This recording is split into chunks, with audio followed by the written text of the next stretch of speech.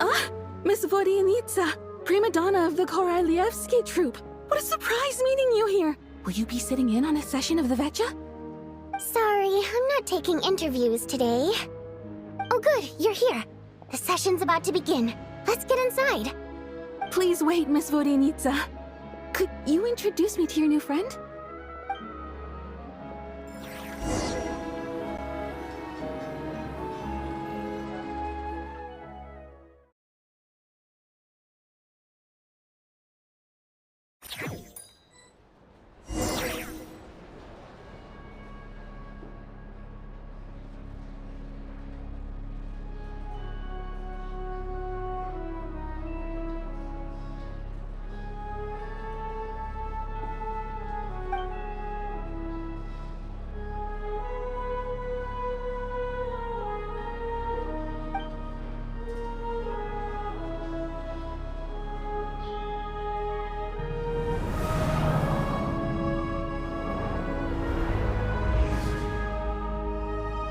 In summary, the energy management commitments made for the outgoing period have been delivered upon.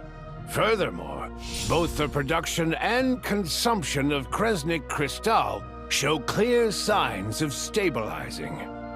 The relevant agencies have assessed the present circumstances and determined that the status quo can be sustained until the next period.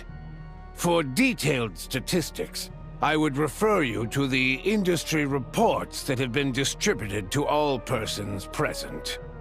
It should also be noted that while the recent blizzards have led to a significant increase in people's energy expenses, this is strictly a short-term phenomenon associated with a remotely located monster. Her Majesty the Tsaritsa is giving her full attention to this matter.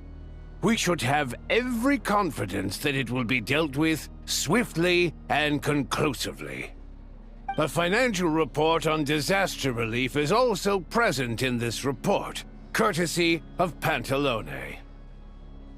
They cover the same old ground every single time.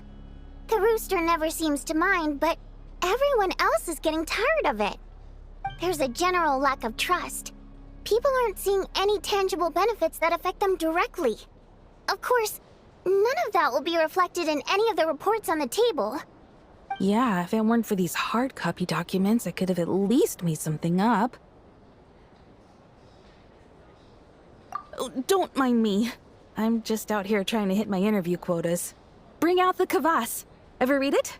Best-selling newspaper in town. If I remember correctly, you guys don't even have a sales permit. You have to sell from stalls on the street. Okay then, best-selling street stall newspaper in town. Still counts.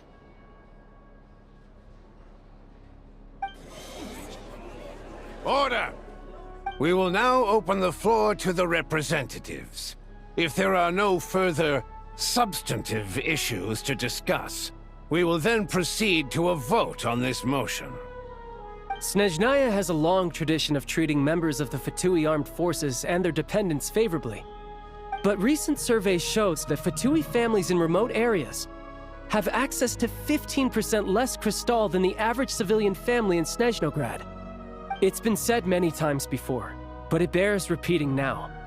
There needs to be a clear and consistent rationale behind how crystal is allocated, or we will soon face immense public backlash. Perhaps you wouldn't need to keep repeating yourself if you would hear me out for once. I say again, true consistency exists only in principle. In the real world, fairness is relative. You appear to treat resource allocation as a simple function of production and population. So what about when the equipment used in production breaks down? Have you factored that into your equation?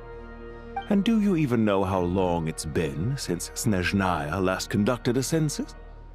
If I knew the answers to questions like that, I'm sure I'd be a very wealthy man. And I doubt I'd be going by child.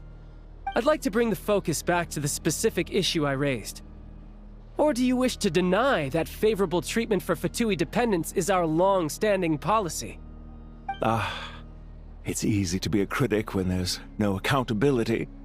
That seems to be a running theme in the anti-Project Stuja cohort. Defeat the ringleader and all other problems will magically resolve themselves. That's what they seem to think. But in case you aren't aware, not one jot in my report would change whether Project Stuja continues or not. So you have no intention whatsoever of finding a solution to this problem? On the contrary, I'm the only one here who ever brings solutions. Child opened by speaking up for the armed forces. Regrator struck back with style and a war of words ensued.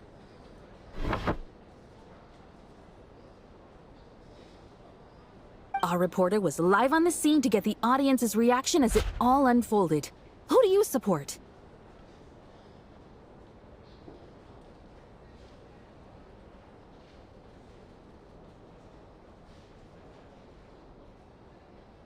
The people have spoken! Child received raucous applause from the crowd as he pushed Regrator onto his back foot with a relentless barrage of questions.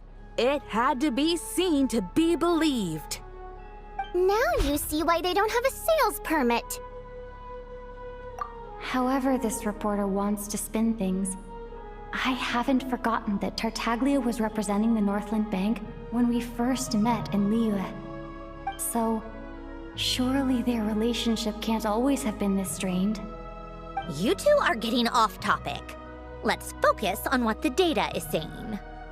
Mr. Pantalone, may I speak on your behalf? Oh, please do. I'm more than happy to save my breath.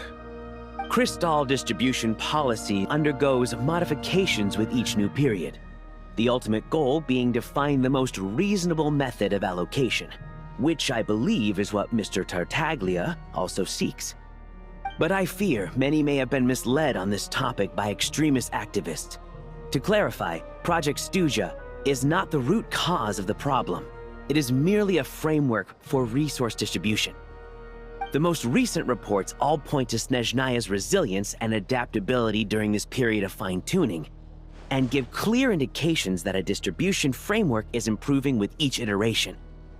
To make drastic adjustments without first considering the risks would likely do more harm than good. It would be a waste of the hard-won experience we've gained to date. Renowned scholar of finance, Arapov spoke up to clarify the fiscal logic, clearly alluding to social organizations like the Rokot in his words. With the notorious Lelex still active to this day, should the Rokot be held responsible? No, there is someone else to blame. She's just rephrasing what Mr. Pantalone said. The Rokot are the critics he accuses of taking no responsibility for their actions. As for Lilik, you won't have heard of him yet. He's currently the most famous member of the Rokot. Well, more like infamous. Ending Project Stuja has become an obsession for him. Unlike the more decent ones among us, he believes that votes in the Vetcha are all that matter. So whether it's threats, coercion, or bribery, he'll use whatever means necessary to get people to change their vote. And since we're already on the subject, what do you think of Lelek's methods? Are you for or against? Well, whatever the story is, his actions benefit us all. We stand with Lelek. At least someone here wants to take this discussion seriously. I've been considering that issue myself. What you really need is more precise regional data, right? I think it would be easiest to let the Fatui handle it, since they're already in charge of Crystal shipments anyway. We may as well get them to collect some data while they're at it. Whatever you need, you can ask the Fatui to look into it for you. In terms of supervision, I think the Druzhna would be a good fit. I had hoped to discuss this with Miss Vesna, but sadly, she's not present. I will be happy to take a note of your suggestions and present them to Commander Vesna for a decision upon her return. The Commander has always taken a keen interest in Project Stuja. However, given the Druzhna's demanding workload, I'm afraid it may prove difficult for them to provide any practical support. Let us refrain from jumping to conclusions until a concrete and actionable plan is in place. My apologies, Lord Rooster. There are numerous issues to address here, including manpower, time sensitivity, and reporting lines. Nevertheless, I support drafting a proposal. Follow the usual procedure, and it can be raised as a new motion for all parties to evaluate at the appropriate time. In that case, I'd like to share one thought before the proposal is drafted. The issue of time sensitivity was raised just now, which I presume relates to the official reports. In fact, the Energy Commission already collects regular statistics on each urban center and its surrounding area. Would these be of any use? That's a good idea. I read every issue of Sviet Lolaidovka's report, and although my focus is mostly on the section about equipment operation, the energy consumption statistics also yield a lot of insights. Be that as it may, does no one see an issue with using local data to determine crystal quotas? In the long term, it seems like a very risky solution. Not if they are used purely for reference. So long as we have the report from the Northland Bank's headquarters to corroborate it, no one will be able to fool me. Very well, then. It appears that this arrangement is acceptable to all parties. Yeah, sounds good to me. The members reached a provisional consensus on the issue of improving treatment for Fatui soldiers.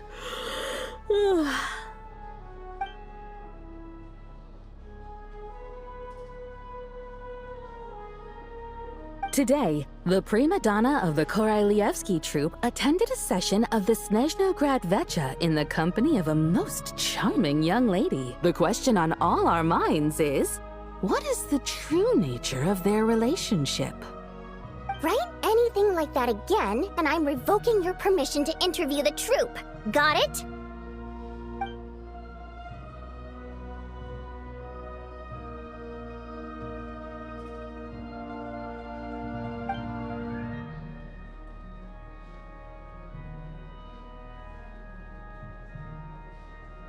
Now then, if there are no further contributions from those present, we shall proceed to the final vote.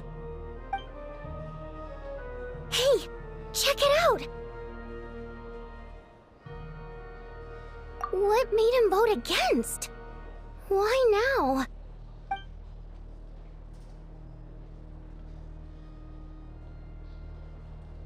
The votes have been tallied.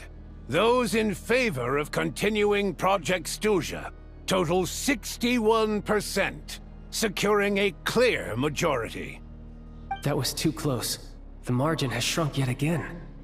Chuganov was a huge loss. I'll bet Lelik is behind this. I wonder how Pulcinella will respond this time. Chuganov. I see. Lelik strikes again. Yes, go, Lelik. Once Project Stuja is defeated, our unwavering support at Bring Out the Kvass will finally pay off when we make our comeback. I can taste our victory already! In accordance with the result of this vote, Project Stuja will remain in effect until the next Vecha period. Finally, may I remind us all, we debate only for the greater glory and solidarity of our nation. May the aurora shine ever on, and the tundra always stand firm. The session is concluded.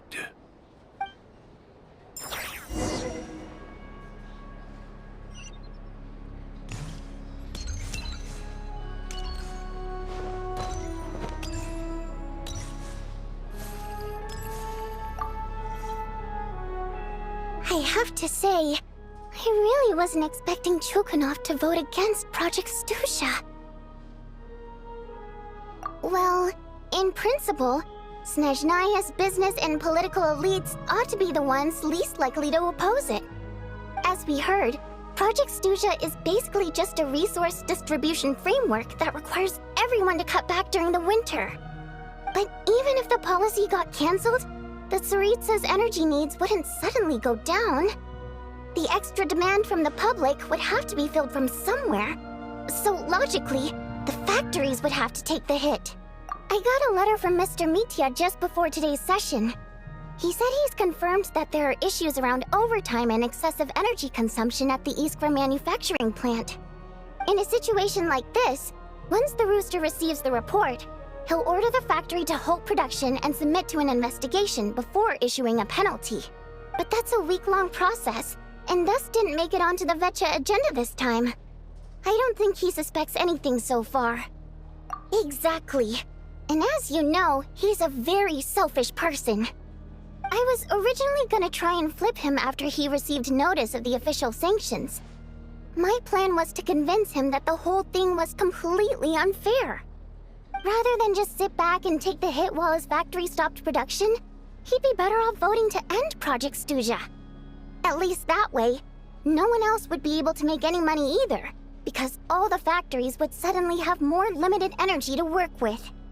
But now, he's already voted against it, which means someone must have used more forceful means to change his vote.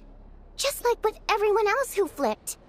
Yeah, no one knows why Lilac is so obsessed with ending Project Stuja, but by the looks of it, he's inching closer and closer to success. Lilac must have strong motivations, given how he'll stop at nothing to achieve his goal. Maybe he knows the full truth of Project Stuja. Maybe my next step should be to focus on him. Oh, right. What are your plans for the rest of the day? Shall we head out? Hey, comrade. I noticed you were here during the debate. I didn't take you for a political enthusiast. Greetings, Harbingers. I just happened to have some free time today, and my new friend here thought it might be fun to check out the Vetcha. Ah, Odette must have introduced you. Looks like you two are getting along pretty well. I'll leave you to catch up. I should head back to the troop. Sure. Break a leg and all that.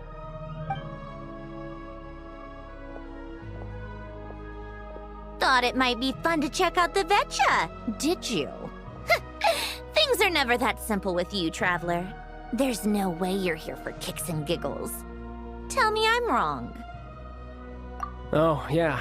To some, he's a captivating enigma. To others, he's the bane of their existence. No one ever thought that some anonymous nobody from the Rokot could cause such a stir. Huh? You want to look into Lelik? Then I'm sure his days of anonymity are numbered. What do you think, Sandrone? Fine by me, I guess. If the Traveler actually manages to expose Lelik, it'll be doing Pulcinella a favor. In return, it seems fair to let her in on what we've learned so far. My thoughts exactly. Sharing is caring, after all. Head back to Glupov and grab the files on Lelik. It's easier to just pull the records than go through the rigmarole of getting the Traveler a visitor's permit. As you command, child, sir. In that case, since we're going to be waiting anyway, I'll have someone brew a pot of black tea.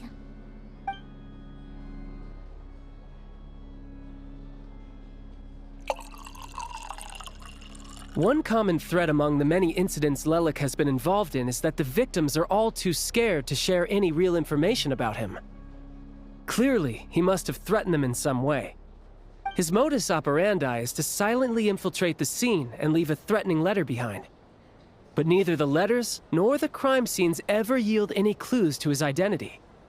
So all these files have to offer are short statements by the people affected. They don't give us a lot to go on. If nothing else, it shows we're dealing with a trained professional who's versed in counter-surveillance. Yes, and to that point, he often strikes in highly secure locations. The victims are high-ranking and influential people who take their personal security very seriously. Somehow, Lelik slips right into their rooms without making a sound. There's never any eyewitnesses, nor the slightest trace of a break-in. If he can get in and out undetected, it means he can strike without warning. Not that that's ever happened so far, but the thought is enough to scare these people sleepless. It's hard to believe that a human being could pull this off flawlessly every time, so they switched the focus of the investigation to Faye. Unfortunately, no one's found anything yet. Careful, don't underestimate me. Although truth be told, I'd probably find it hard not to blow my cover. Direct confrontation is more my style. We haven't ruled out the possibility of Lelik being human. It's just, there can only be a handful of people in all of Teyvat who'd fit the profile. Faye, on the other hand, plenty would have the ability. but few would have the motive. No, not as strong as me. You'll never find the culprit with criteria like that. Let's go with a little weaker than me. There's no denying that Master is strong, but meticulous. We can only hope. She's just trying to find a reference point. Stop getting fixated on who's stronger than who. But that's the most important thing. In my opinion, anyway.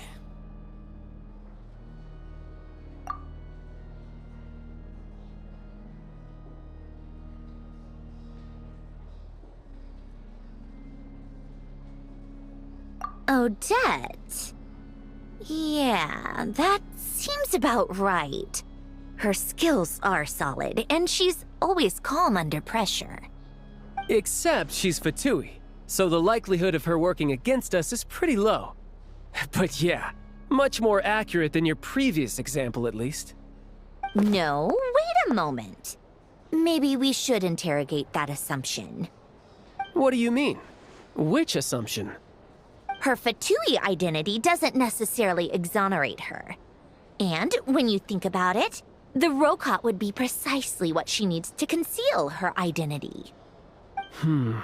Plus, she wouldn't need to be such a pro at covering her tracks.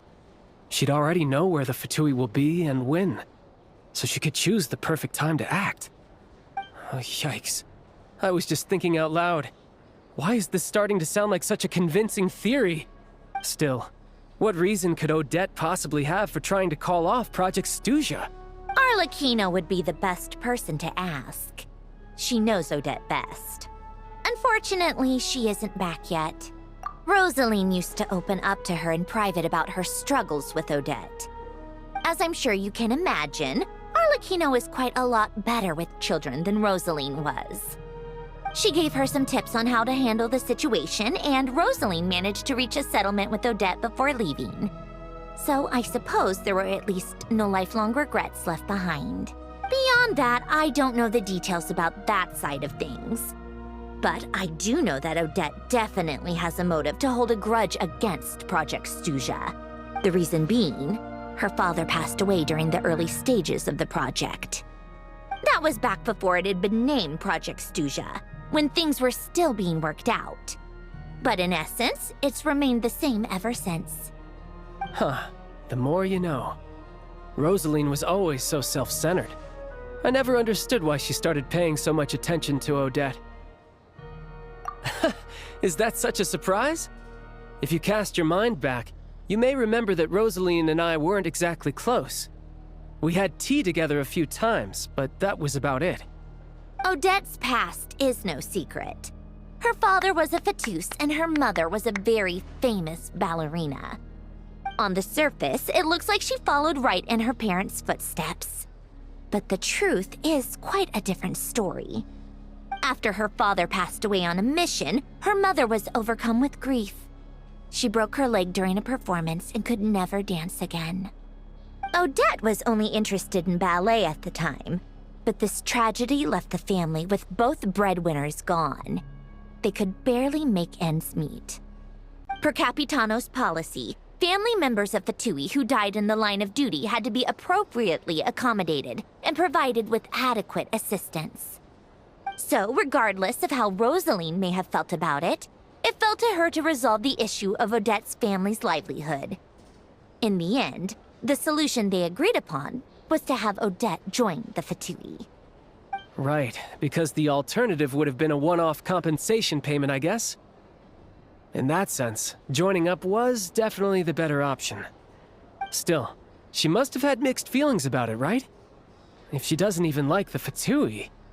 It's just a theory, a possibility. But as a motive for Odette to become Lelik, it holds up.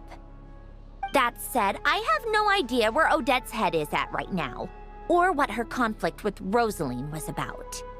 Plenty of people were on bad terms with Rosaline. I have no intention of trying to figure it all out. Yes, but there's not much point in discussing that now. Yeah, back to Lelik. Since our investigations so far have turned up next to nothing, we've got nothing to lose by trying a new angle. Funnily enough, Tonya and I had actually made plans to go to the theater tomorrow to watch Odette's rehearsal. Unfortunately, thanks to this Lelik situation, I'll be stuck working overtime again. Which means you can go in my place. No point wasting the ticket. Plus, you'll get to meet Tonya.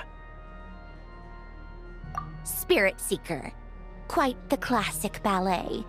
It was passed down through Odette's mother's family for generations, though it hasn't been performed in years. But Odette's been practicing it diligently, and it's finally ready for a return to the stage. Excitement is through the roof. Tickets for the official performance sold out long ago. Tonya's excited for it too. She's desperate to see it no matter what. Personally, it's not really my kind of thing, but since she's my little sister, I had to figure something out. I've actually seen it several times before. The story's pretty straightforward. The lead character follows a trail of clues left behind by a spirit, gradually recovering her memories along the way. It's a tale of love and regret. So not exactly reinventing the wheel, at least by today's standards. But when that classic melody kicks in and the lead character begins to dance, it always gets me. It really is beautiful. Not an easy dance to do justice to, though. I know it's always been Odette's dream to perform this piece, but I'm not sure she's really ready. In that case, I think that even if she is Lelik, we should wait until her performance is over before we respond. I'll let you take it from here, comrade.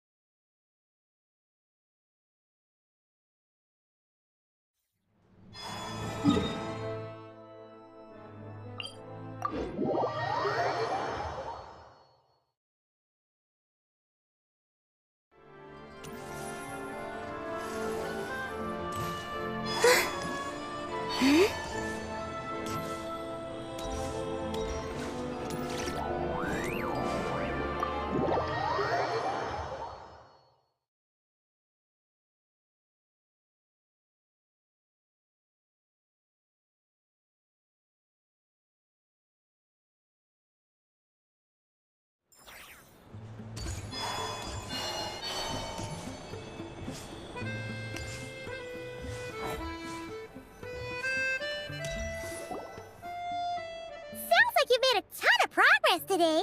It's good that everything's going so smoothly. Next step is to head back to the theater and get a clear answer from Odette. Either way, Paimon doesn't get the sense that she's a bad person. Sure, she might have done some pretty extreme things, but Paimon bet she has her reasons. Maybe this is going too far, but like, with everything she's managed to do so far, wouldn't it make more sense in theory to be even more, heavy-handed? Why leave a letter when she could, well, we know there are plenty of other ways to keep people in line, right? The point is, she could have gone further, but she didn't. So, if it is her, she's got some principles at least. Yeah! Well, all you can do is follow the facts wherever they lead. No change, really.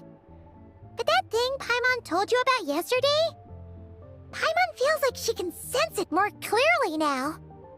Hearing you talk about your day makes Paimon itch for an adventure. If only she could be there with you so we could experience it all together.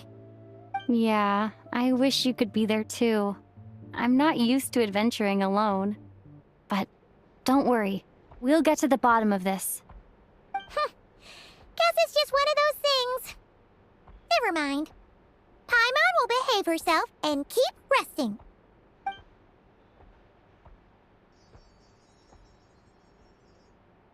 If Odette is Lelek, she may well have inside information on Project Stuja. Her father was involved with the project's early implementation, and tragically died in the process. Now, she's dedicated herself to bringing it to an end.